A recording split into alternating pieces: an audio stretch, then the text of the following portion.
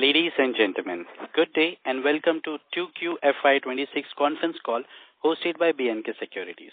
As a reminder, all participant line will be in the listen-only mode and there will be an opportunity for you to ask questions after the presentation concludes. Should you need assistance during the conference call, please signal an operator by pressing star then 0 on your touchtone phone. Please note that this conference is being recorded. I now hand the conference over to Mr. Rohit Nagraj from B&K Securities. Thank you and over to you, sir. Thanks, Danish. We thank the management of Gujarat Fluorochemicals Limited for providing us the opportunity to host the Q2FY26 post-results conference call. Today from the management, we have with us Dr. Bir Kapoor, the CEO and Deputy Managing Director of Gujarat Fluorochemicals, and along with him, the senior members of the management team. Without taking further time, I would like to hand over the call to Dr. Bir Kapoor for his initial remarks, post which we can proceed to Q&A session. Thanks and over to you, sir. Thank you, Rohit. Good afternoon, everyone, and a very warm welcome to all of you for GFL's Q2 FY26 earnings call. For this call, I have with me my colleagues, Mr. Akhil Jindal, who is Group CFO, Mr. Manoj Agarwal, who is CFO of GFL, and I also have with me Mr. Rajiv Rao, who is the Business Head of Battery Materials. The company announced its Q2 FY26 results at its board meeting held today. The results, along with earning presentations, are already available on the stock exchange and on our website. I'll briefly highlight the key financials and then give you an update on business operations and outlook. I am pleased to share that we delivered a resilient performance amidst significant global challenges in Q2 FY26, reflecting the inherent strength of our business. Revenue for the chemical segment for the quarter stood at 1,210 crores, increased by 2% on year-on-year basis. The uncertainty emanating from the tariffs imposed by US impacted sales during the quarter, which we expect to see easing off going forward. EBITDA grew by 26% to 381 crore in Q2 FY26 from 302 in Q2 FY25. And EBITDA margin stood at 32%, standing by 608 basis points on year-on-year basis. This improvement was driven by a better product mix and continued cost optimizations. Our EBITDA margins should further improve from the current levels on a long-term basis. The chemical segment reported a PAT of 198 crores, reflecting a 51% growth on a year-on-year basis. In our EV materials business, expenses, interest, and depreciation are being incurred, while revenue is expected to start flowing in from Q4 of this financial year. This will begin contributing to both the top line as well as the bottom line, improving the margins and profitability at consolidated levels. Let me now walk you through the performance of each business segments for the quarter. The fluoropolymer segment revenue was up by 8% on year-on-year basis. However, it declined by 4% on quarter-on-quarter basis. This was impacted due to imposition of higher US tariff. However, I believe that the second half of the year, especially Q4 and onwards, should witness significant pickup in sales. In our fluorochemicals business, the revenue declined by 15% on year-on-year, mainly on account of reduction in sales of R22 to quota reduction and seasonality. Further, R125 sales also got impacted due to market conditions and U.S. tariffs. The specialty chemical segment remained stable during the quarter and is expected to see steady improvement going forward. Our bulk chemical segment saw increase in revenue, mainly due to higher prices of fluoromethanes, while the quarter-on-quarter growth was supported by both price and volume increase in chloromethanes.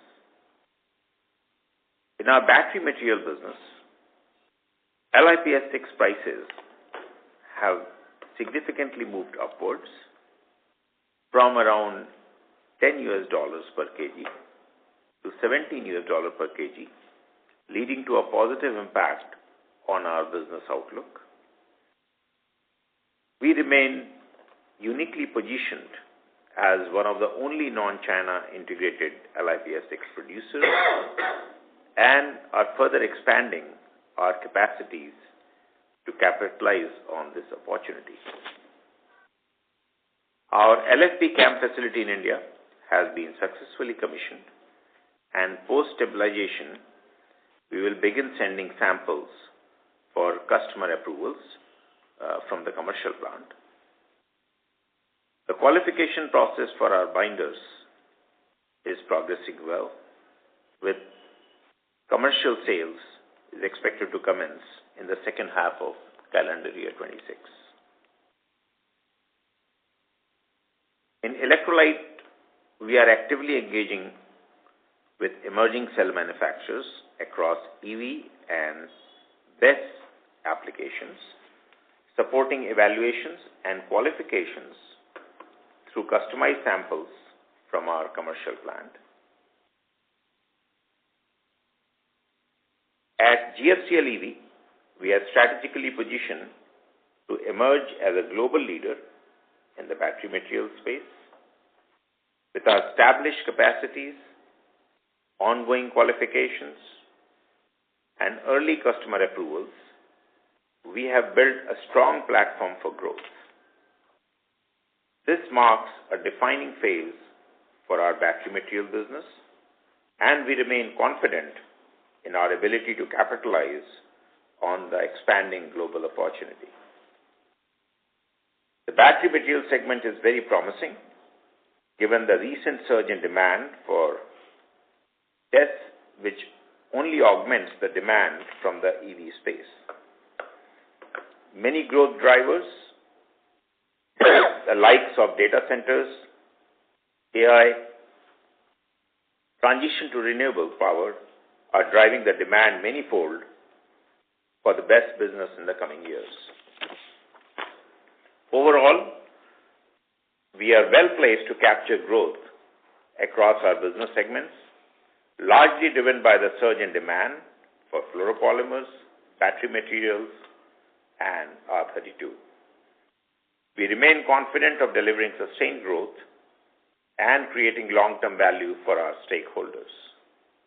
Thank you, and I now open the floor for questions. Thank you very much, sir.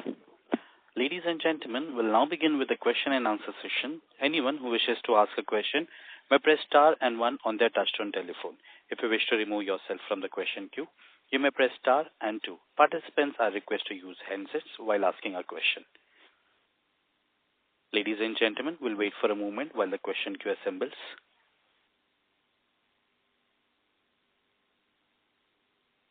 The first question comes from the line of Sanjay Jain from ICICI Securities. Please go ahead, sir. Yeah, good evening, sir. Thanks for taking my question. There are a few of them.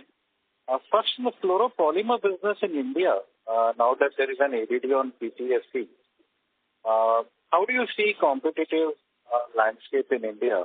There's another competitor who has come in domestically. In that background, how do you see domestic business shaping up from here, and should that help in the second half of this year in terms of scaling up the fluoropolymer business? Okay. Do you want me to answer, or you said you have several questions? Shall I? So I will ask one by one. Okay. So, thanks, Sanjay. Thanks. Thank you, sir. Now, in fluoropolymers, there has been anti-dumping duty has been recommended by DGTR. Yes. We expect it to be implemented, and that should have a positive impact on the business. Okay, because and we are very well positioned to capture it because we have a very wide range of grades and PTFE, and we expect to see a positive impact of it. Okay. As far as competition is concerned, I think should not have much impact because of our large product portfolio in PTFE as well as the experience in the products that we have. Okay. Just one add-on to the India import was close to 7,000 metric ton of PTFE annually. How much of that are we eyeing, say, FY27, assuming that there is an implementation of this duty as modified?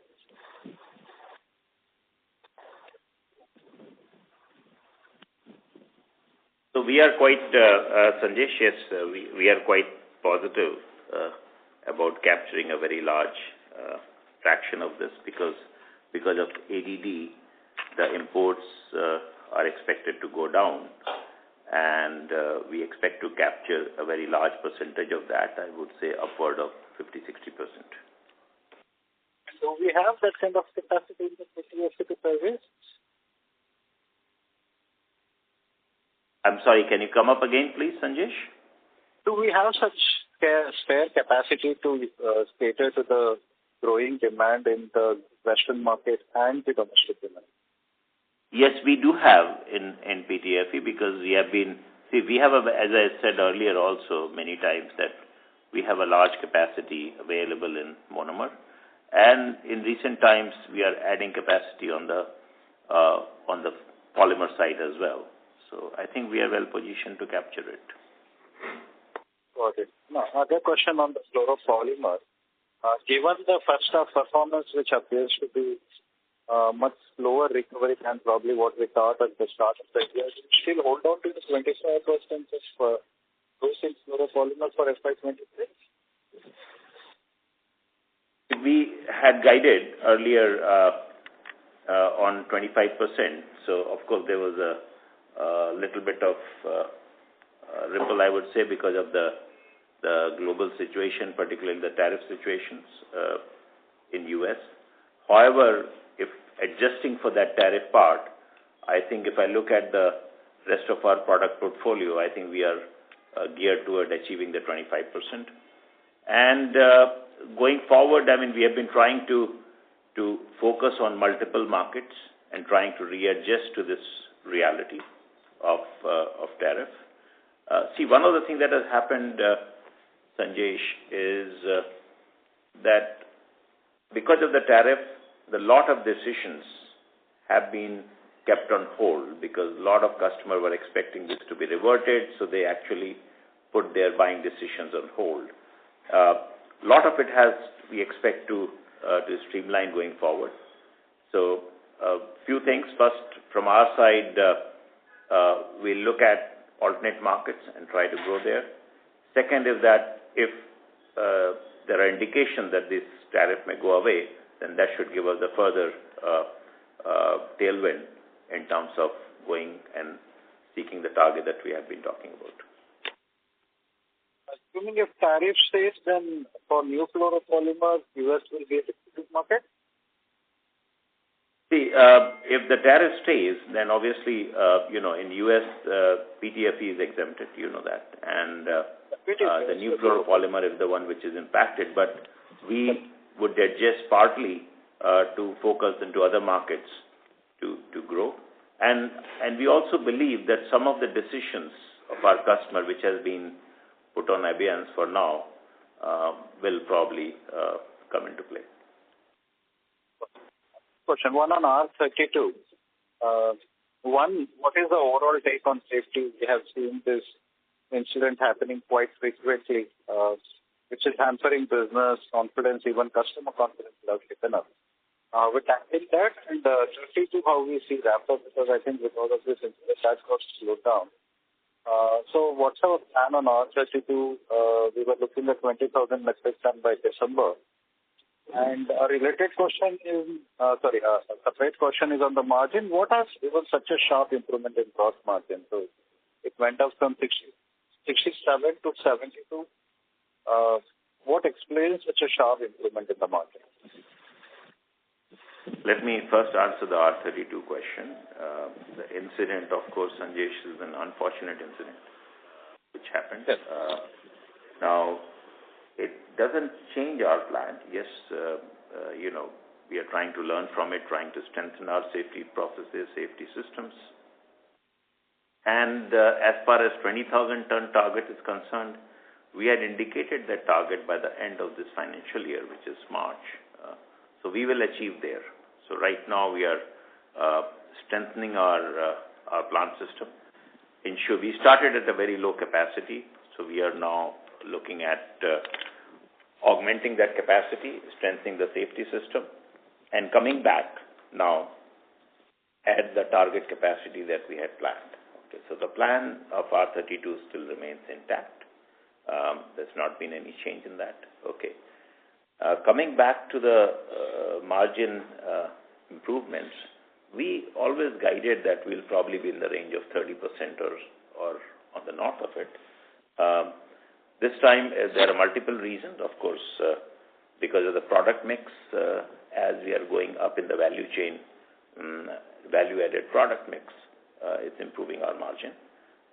There's also been impact of the cost control, which is driven by the multiple factors, including the power cost. That also we had indicated that we are moving toward renewable, and we'll see more of it as we go along in next few quarters. And finally, there has been some lift because of the currency, and which we also expect to continue.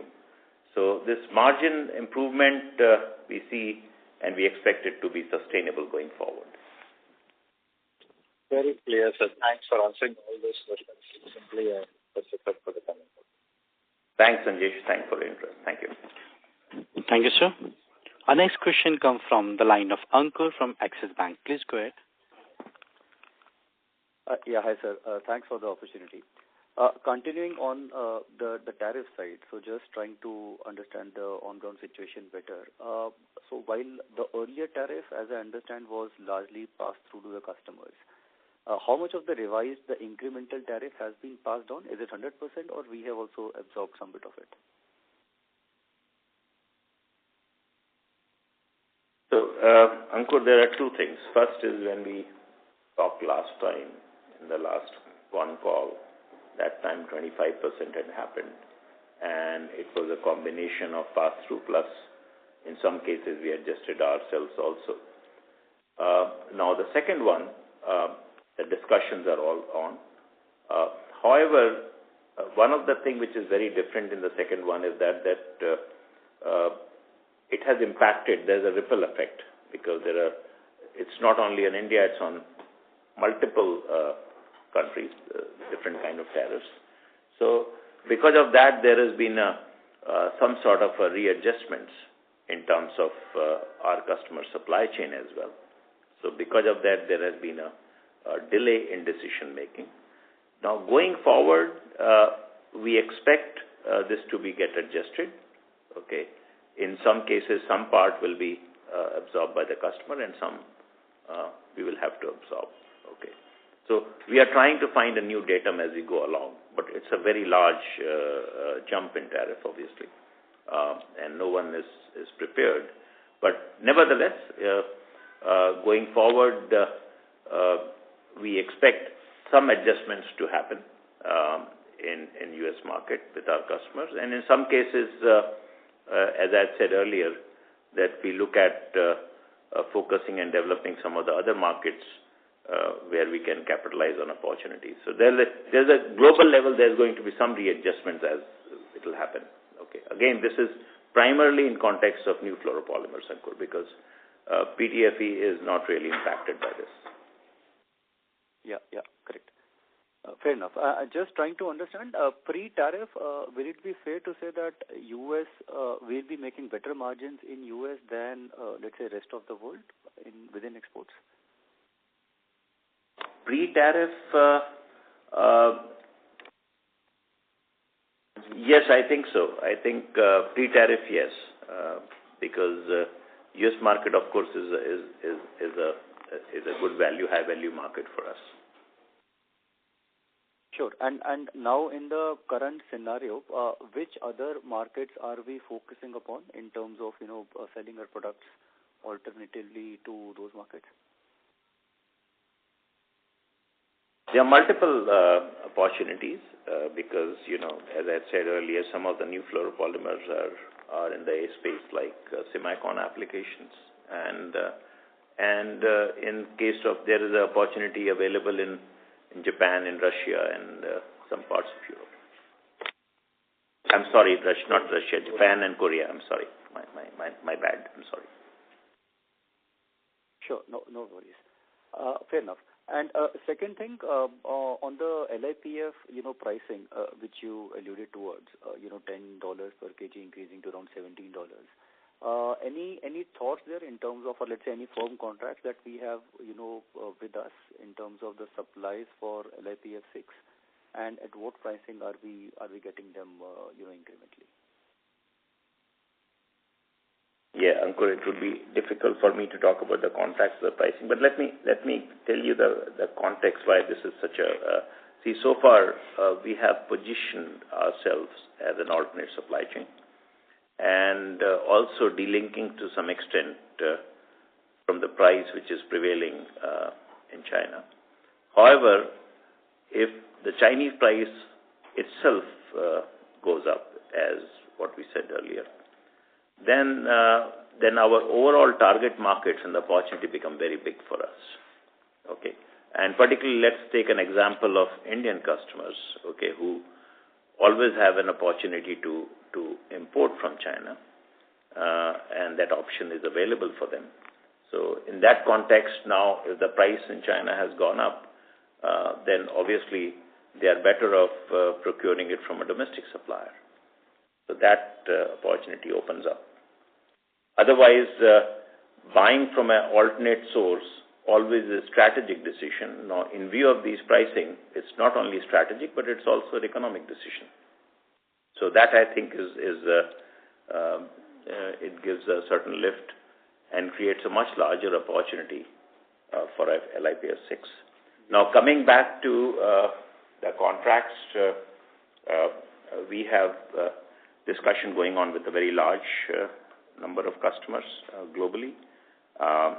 We have certain agreements in place, but right now it's going through the qualification process, which takes some time. And as I said earlier, that we have reached the benchmark quality, and now the sample from the commercial plant is being tested by our customers, and we expect the sales to commence very, very soon now. Sure, Mr. Kapoor. And just one follow-up here. From a, timelines perspective, by when should we see, let's say, the first commercial sale happening here?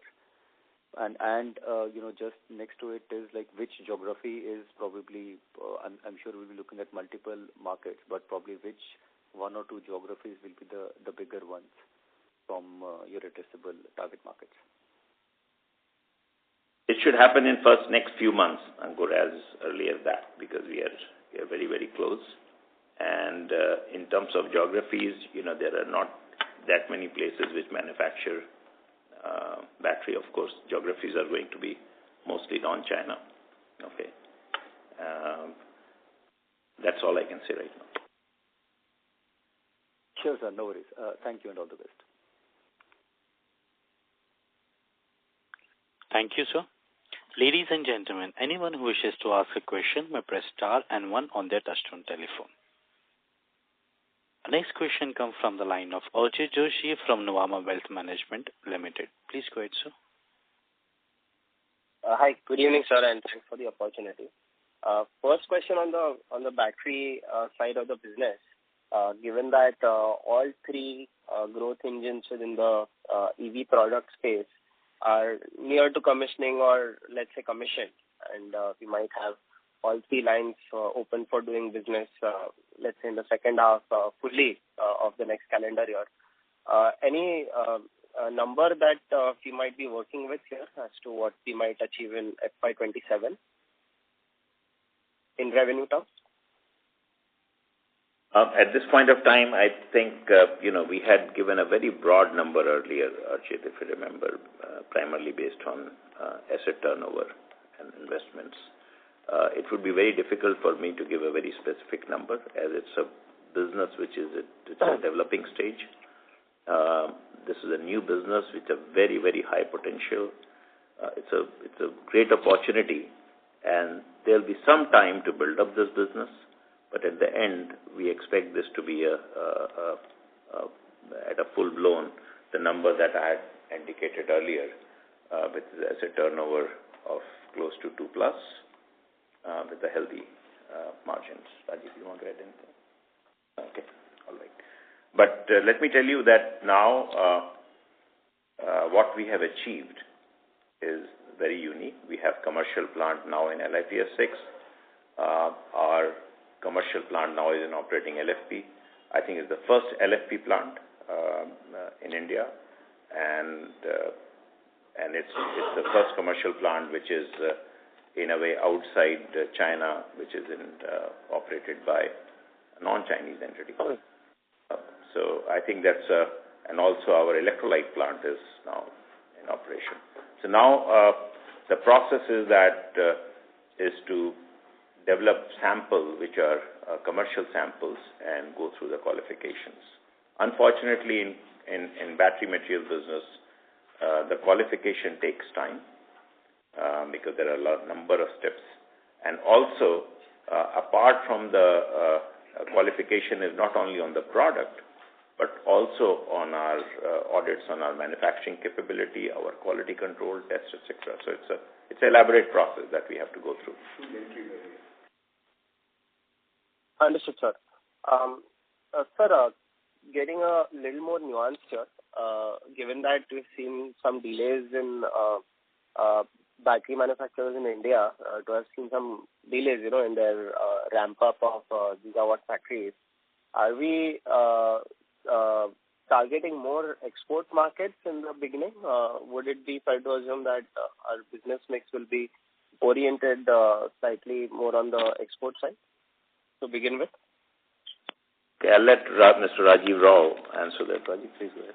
Yeah, so we are looking at global markets outside of China. So our initial business would be focusing on export markets for our products. And as the cell factories in India kicking in the next calendar year, then slowly the Indian part of business will start increasing as a percentage of our overall sales. That was, Archit, always our plan. When we started this business, we knew that the Indian demand would take some time to develop.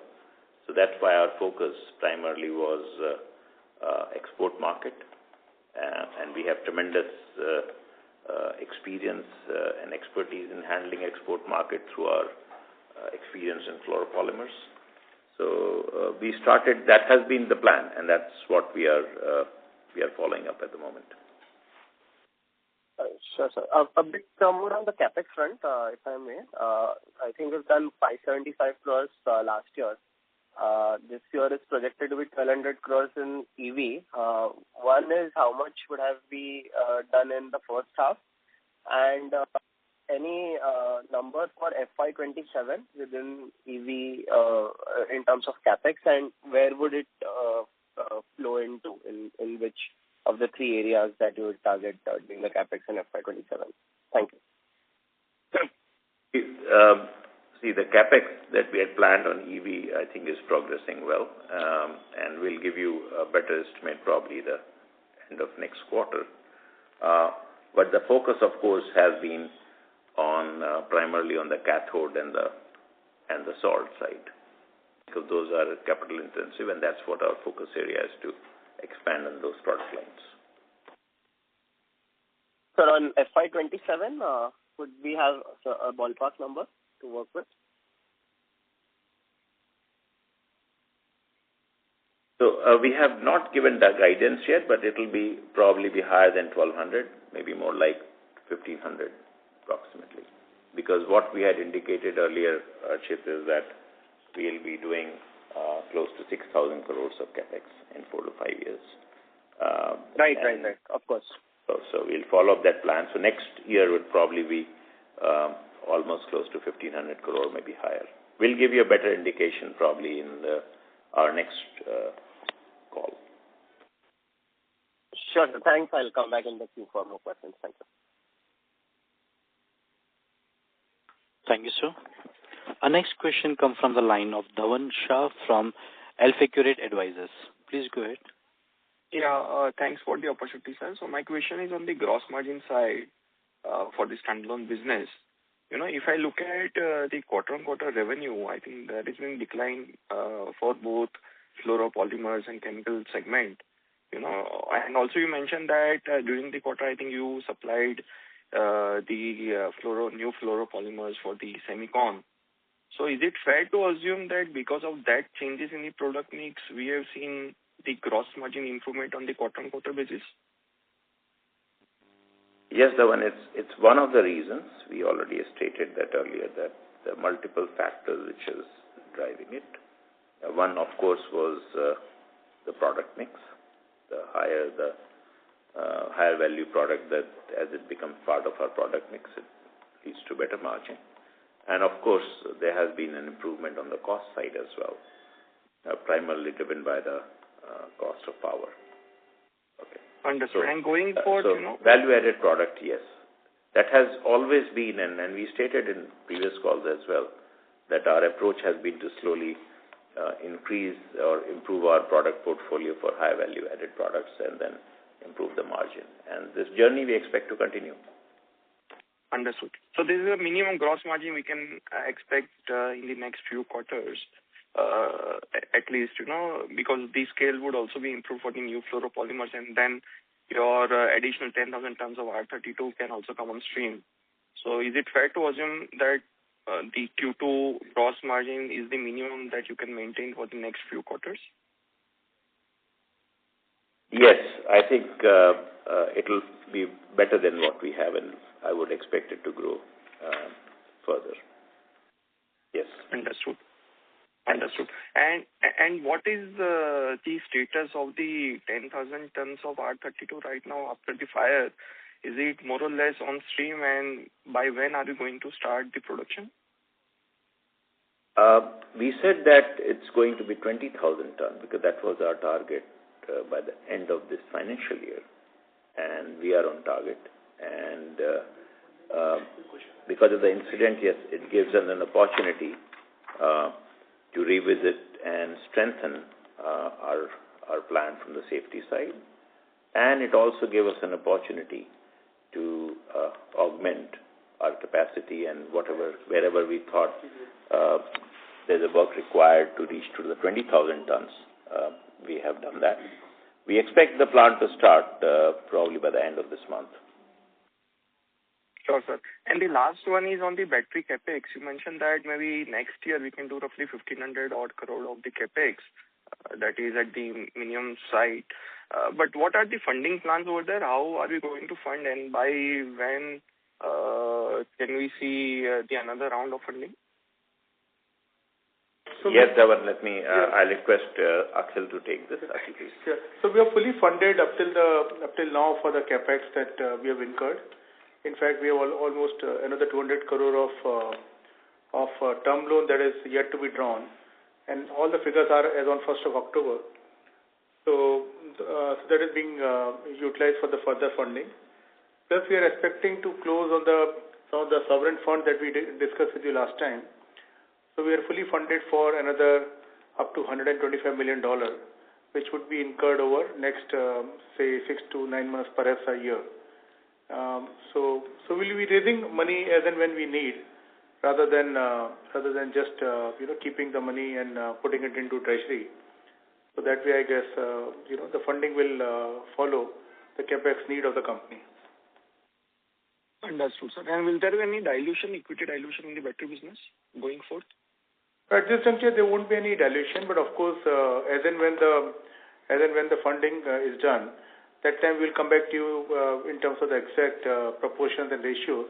Well, most of them are convertible instruments, so that we would not see any dilution happening now.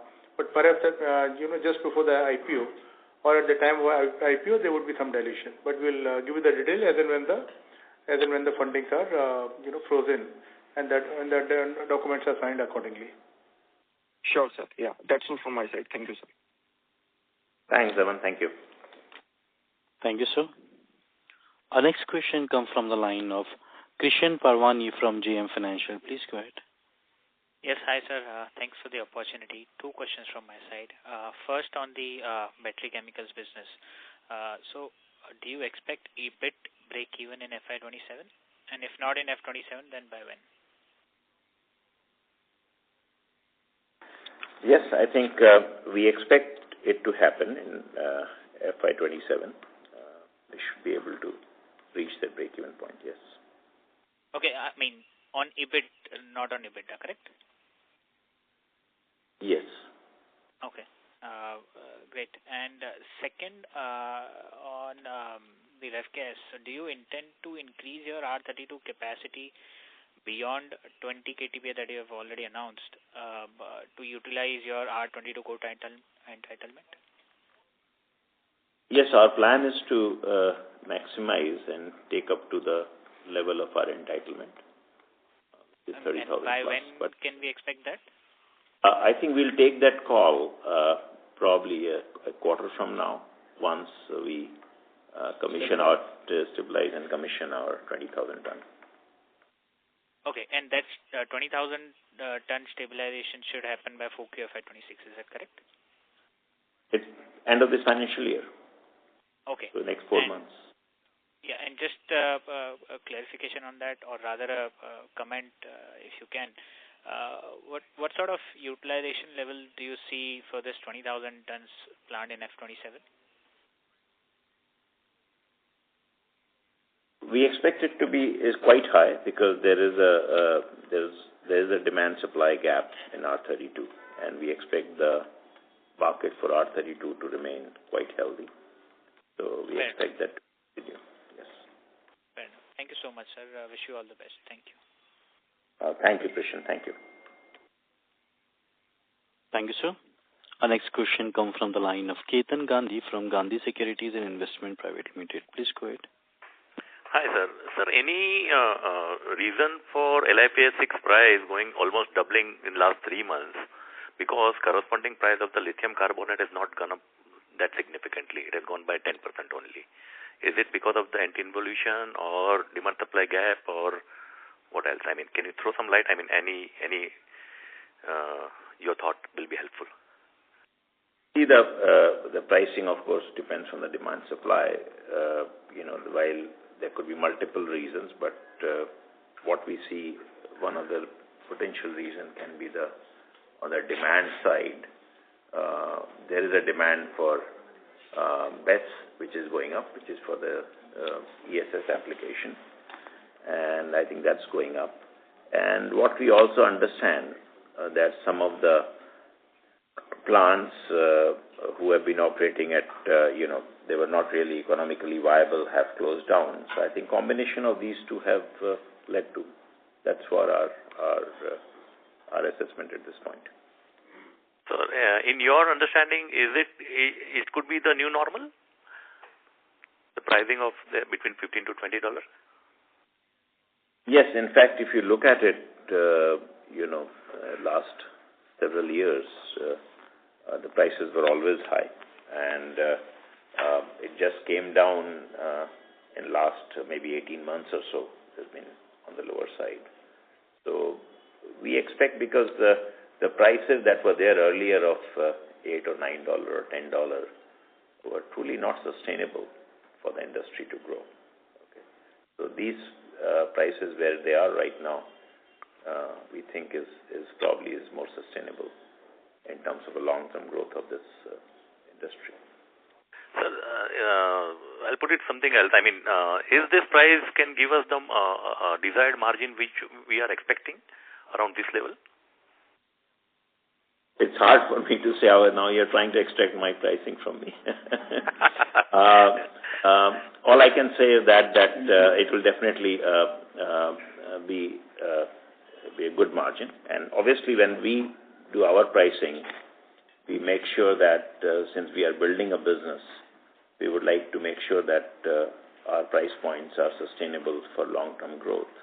And the pricing where they are, I think, is probably approaching that. All right, sir. Thank you so much, and all the best. Thank you. Thank you. Thank you. Our next question comes from the line of Arun Prasad from Everyday Spark. Please go ahead.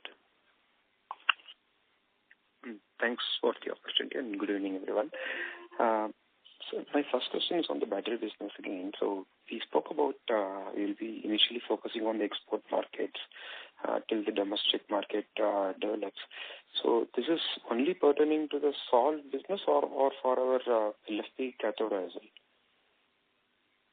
It's for all businesses except electrolyte, Arun. We have currently 4 streams of product. One is salt, binders, CAM, which is cathode active materials, and electrolyte.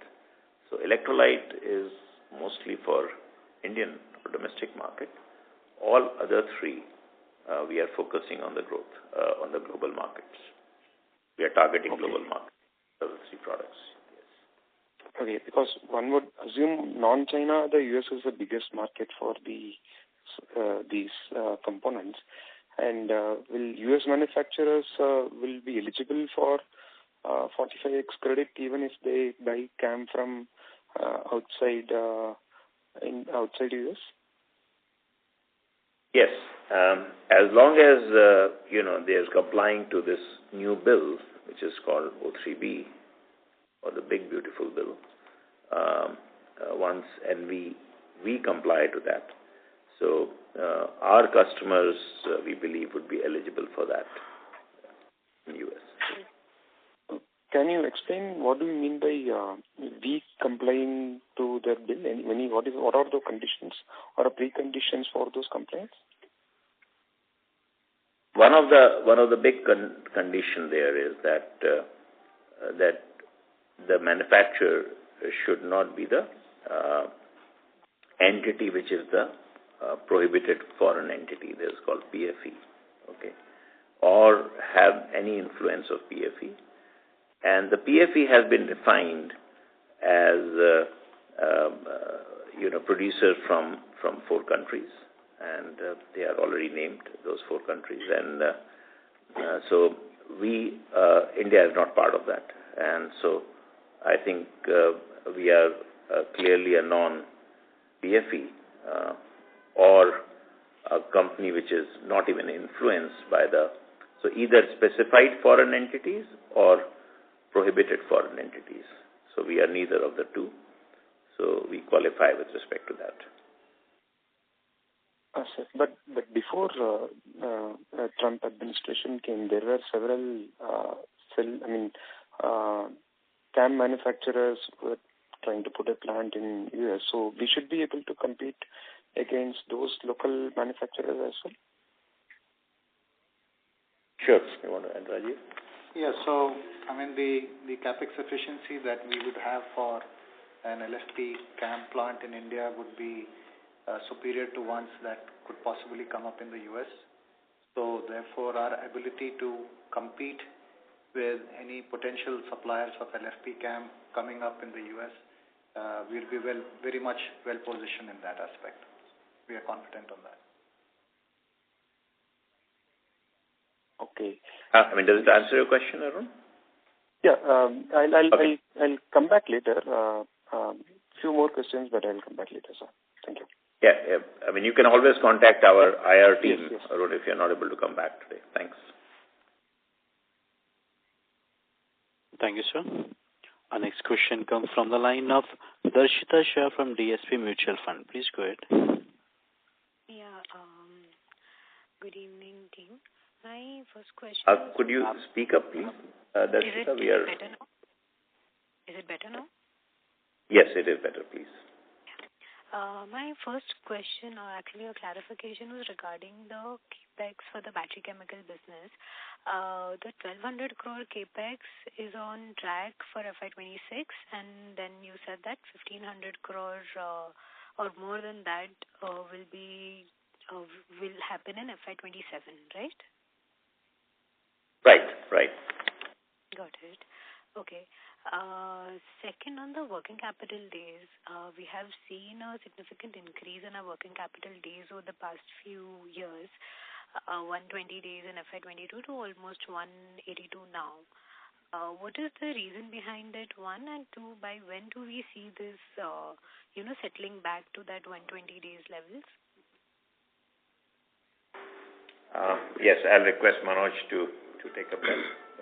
So the increase in the working capital cycle is essentially on account of we are building various, because you have taken a long backdated numbers. So 120 to 180 days has essentially happened because we have developed all new fluoropolymer business. The inventories we stock at USA and GmbH, Germany and USA, and sell from there. So that has increased the inventories. Secondly, the EV business also we are continuously manufacturing and sending the samples for the approvals. That has also increased the numbers. So, 120 days is something which ideal number we wanted to reach there, but it will take some time once the operations starts for all the EV business as well as the new fluoropolymer business to the full volumes at the full capacity. See, with the focus and large part of our business is export market, Dakshita, and because of the business model that we are following, where we are maintaining our depots there or to store material and supply on demand, because of our business model, this number appears to be higher for us than maybe some other companies who operate in chemical space. Got it. So at least for the fluoropolymer business, maybe this will sustain for some time, I'm guessing, given that this is the business model. Yes, and it also depends, Darshita, that as domestic market develops, for example, then we would see this number coming down, or when we have a larger chunk of our product mix changing, for example, when the more battery materials coming in. So it depends on the type of businesses and the model that we have at the moment. Okay. Got it. But from our side, of course, our effort has always been to bring it down, and we had brought it down. In fact, the last quarter, it was, in fact, March, we had a very low number of days, and it has come down. And now it has gone up in the recent time, and a lot of it has to depend. The recent increase that we see of 7 or 8 days has a lot to do with because there has been because of tariff, some of the decisions of the customer got put on abeyance. So because of that, the inventories has gone up. Okay. Got it. And Thank you. Given that initially we'll be looking at export market for the battery chemical business, would the working capital day be in line with what we are seeing for the fluoropolymer business, or will it be better? Any sense on that? I expect it to be better, Dakshita, because part of it is that battery chemicals, the battery material business, is normally on the long-term contract business, where the material is supplied in at least the term that we're talking about with a lot of our customers is FOB. Okay. So there will probably not be following a similar model like fluoropolymers, where we maintain a stock in our regions, whether it's Europe or North America. Got it. And one last question on any incremental volume growth that we are seeing because of the legacy player exiting in the US market. I mean, are we seeing the inventory that was existing of the legacy player kind of dwindling down now, or is it the same as it used to be? See, the growth that we have always been talking about, Dakshita, is accounts for exit of these legacy players. And that was the basis of, at least one of the bases of which we have been projecting 25% growth in our fluoropolymer business. And that is still continuing because that legacy player that we talked about earlier, stock is coming down. And it's leading to impact on some of our new fluoropolymer business, yes. Okay. And just one last question on the capex for the fluoropolymer business. Any guidance for FY27?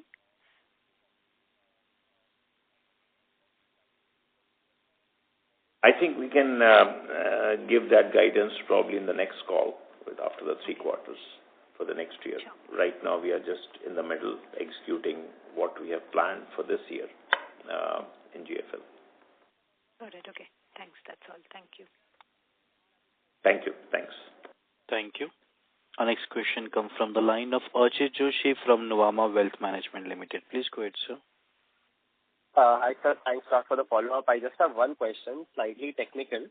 The phosphoric acid requirement that we have for LFP or maybe even for LiPF6, is that fertilizer grade or is there a very high quality phosphoric acid requirement? And what are the sources, if you can help with regards to P2O5? Thank you. Okay, thanks, Archit. First of all, as far as LFP is concerned, we are not yet making FP, which is iron phosphate. We are importing iron phosphate, although we have a plan in the long run once we reach the critical volume is to do backward integration. And the FP required there is not fertilizer grade. It's battery grade FP, phosphoric acid. Now in LiPF6, we don't use phosphoric acid.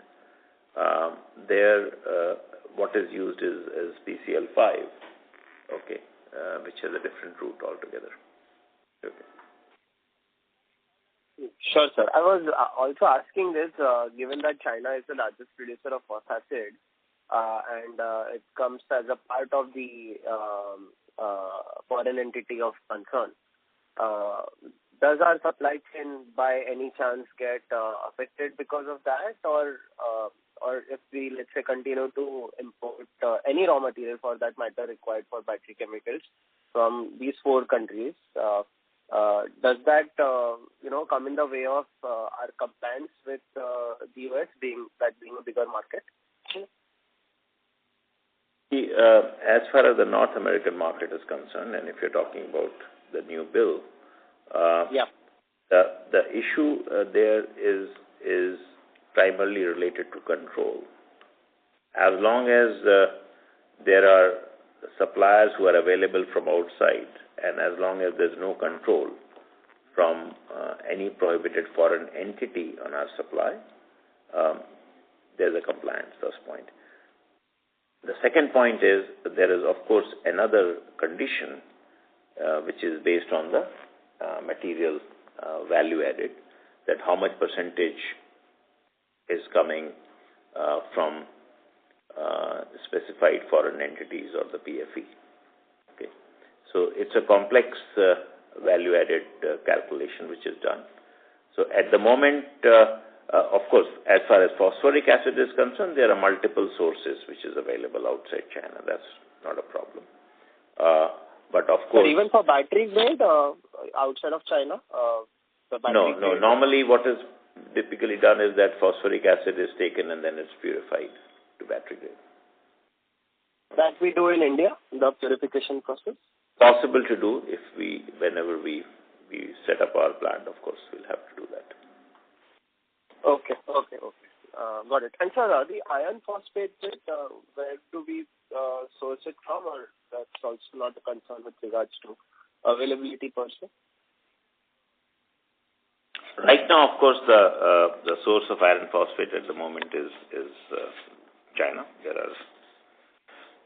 There are, in fact, as far as we know, There are no large capacities outside China at the moment for FP.